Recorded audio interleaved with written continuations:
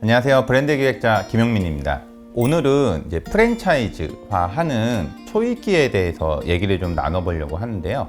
요새 많은 분들이 고민하시는 게 프랜차이즈 법이 개정이 됐습니다. 그래서 1년 이상의 직영점 운영하신 분들만 이제 프랜차이즈를 할 수 있도록 법이 이제 개정이 되었는데요. 개인이 실제 운영하는 매장을 1년을 운영해야지만 프랜차이즈 이제 등록이 이제 가능해요. 이게 무슨 차이가 있냐면, 전에는 뭐 하나만 좀 잘 된다 하면 우후죽순으로 막 생겨서 이제 그로 인해서 피해 보시는 분들도 계시고 잘 되는 분들도 계셨지만, 또 처음에 어떤 아이템을 개발했던 곳들은 개발한 대로 피해를 보고 뭐 이런 그 현상들이 좀 비일비재했었는데, 이제는 그런 것들이 원천적으로 좀 차단이 되었습니다.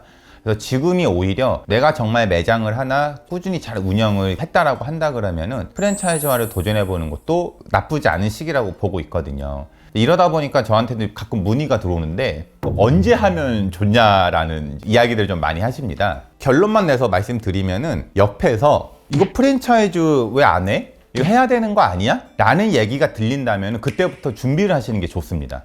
제 브랜드 명은 말씀드릴 수가 없는데, 프랜차이즈화로 알고 있는 어떤 많은 브랜드들이 실제 그때 다 시작을 한 경우가 많아요. 내 매장이 좋아 보이거나 괜찮아 보이면은 프랜차이즈화 왜 안 해? 좋아 보여야지만 나오는 말이 그 말이거든요.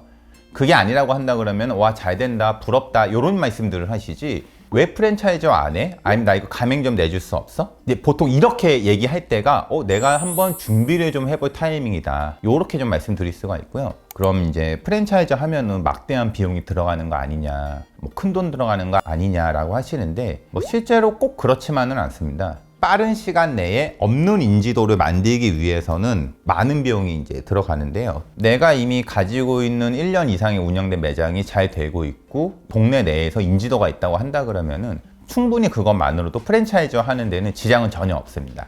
그래서 그런 얘기가 주위에서 자꾸 들려온다 라고 한다 그러면은 이거를 우습게 넘기지 마시고요. 정말로 그런 이야기 하나 때문에 성공한 프랜차이즈가 굉장히 많아요. 저는 이제 이쪽 업계에 있다 보니까 어떤 식으로 시작하고 아이템을 누가 이렇게 개발했는지 이런 얘기들을 사실 많이 들려오거든요.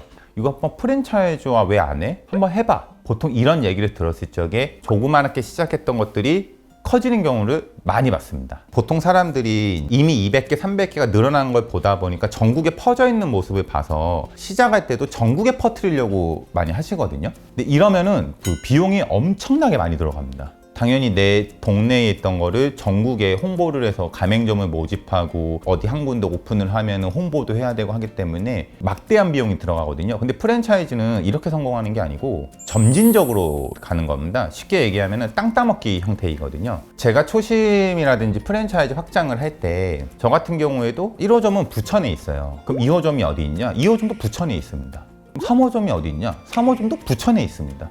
이렇게 한 지역 내에서 내가 인지도가 있다 그러면 그 근방으로 한 1km에서 2km 정도 그 거리로 해서 땅 따먹듯이 점진적으로 퍼져 나가는데, 그게 이제 100개, 200개, 300개가 되면은 전국에 있네 라는 말을 하는 거거든요. 처음부터 전국에 깔려고, 전국에 오픈하려고 하다 보면은 하기 전에 벌써 마케팅이나 이런 비로 다 떨어져 버리거든요. 그리고 두 번째로는 운영이 안 됩니다. 운영이 단계별로 좀 발전하는 그 구간이 있는데요. 이건 제 경험상 10개 때 한번 조직의 형태가 바뀌어야 되고, 그 다음에 50개째 또 조직의 형태가 바뀌어야 됩니다. 그리고 51개제부터 한 150개까지도 한 형태로 운영되다가 다시 150개가 넘어가면은 조직의 형태나 운영 방식 또 바뀌게 되거든요.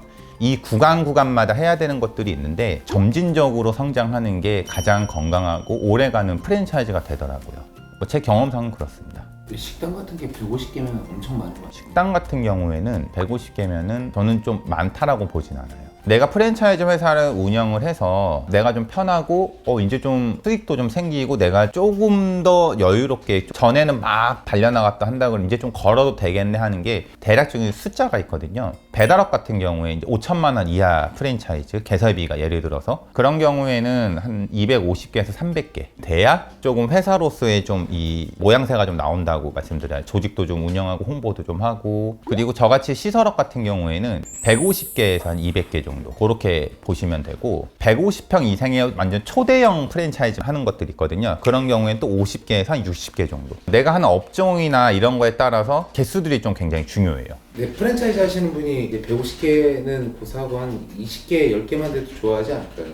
보통은 5개에서 10개 정도만 해도 굉장히 좋아하세요. 어떠한 지역 내에서 내 제품을 좀 알리고 싶다. 만약 내가 여력이 된다고 한다 그러면 2호점, 3호점, 4호점 하셔도 되고 내 걸 조금 더 많은 사람들이 좀 먹어봤으면 좋겠다 하는 경우에는 한 지역 내 한 5개에서 10개 정도. 근데 개수 같은 경우에는 사실 그 창업주의 의지하고 저는 좀 연관이 있다라고 생각을 합니다. 프랜차이즈가 이 마의 구간이 있어요. 근데 그 구간이 넘어가면은 자기 혼자 막 확장을 합니다. 그 마의 구간이 뭐냐면은 처음엔 1호점, 보통은 이제 내 매장이겠죠. 내 매장이 일단은 잘 되면은 일단 이 1단계를 하나 넘어간 겁니다. 그 다음이 어려운 게 3호점입니다. 3호점까지가 긴가민가 하거든요, 사람들이. 그럼 3호점까지가 또 잘 되게 하는 게 마의 구간이고요. 그 다음에 구간이 9호점입니다. 9호점. 그래서 프랜차이즈 그럼 이제 가맹모집 광고를 보시게 되면은 9호점까지의 어떤 혜택들이 또 많아요. 그게 9호점이 마의 구간인 경우가 많기 때문에 그렇습니다. 그럼 이제 9호점이 또 넘어가면은 50호점까지는 내가 막 크게 노력하지 않아도 이게 쭉쭉쭉쭉쭉 확장해 나갑니다. 그러다가 한 50호점에서 60호점에서 또 한 번 걸려요. 이 구간도 다시 이제 또 넘어가야 되는데 이때부터는 조직 변화라든지 전반적인 마케팅이라든지 다양한 방식이 좀 바뀌어야 되거든요.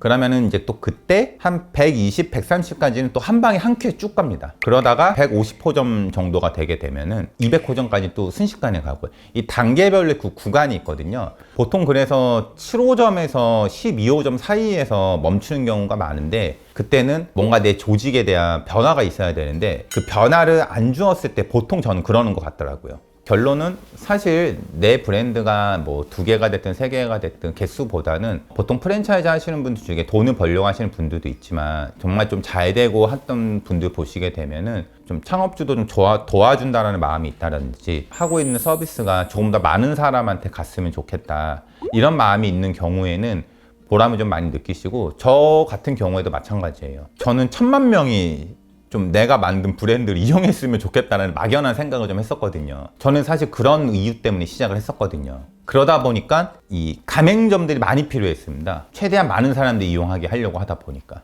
그래서 내 매장이 1년 이상이 됐고 매출도 좀 안정적으로 나오고 좀 자리를 잡아가고 있는데 주위에서 가벼운 얘기라도 프랜차이즈화 되는 거 아니야 라는 이야기가 나오신다면 그거를 절대로 쉽게 넘겨주지 마세요. 저는 정말 이게 좋은 기회라고 생각을 하는데 보통 이걸 쉽게 날리시는 경우들이 많더라고요. 그때는 당장 뭘 하라라는 게 아니라 내 매장이 프랜차이즈화가 된다라는 정도의 작은 상상력도 좋으니까 그때부터는 좀 관심을 가지고 준비를 좀 해보시는 거를 강력하게 추천드립니다. 오늘은 프랜차이즈를 언제쯤 내가 조금 생각해 볼까라고 하는 어떤 그런 스타트, 좀 초입 단계인데요. 다음 시간에는 프랜차이즈 준비할 때 중요한 핵심 포인트들이 몇 가지가 있거든요. 그 부분에 대해서 설명을 한번 드리겠습니다. 감사합니다.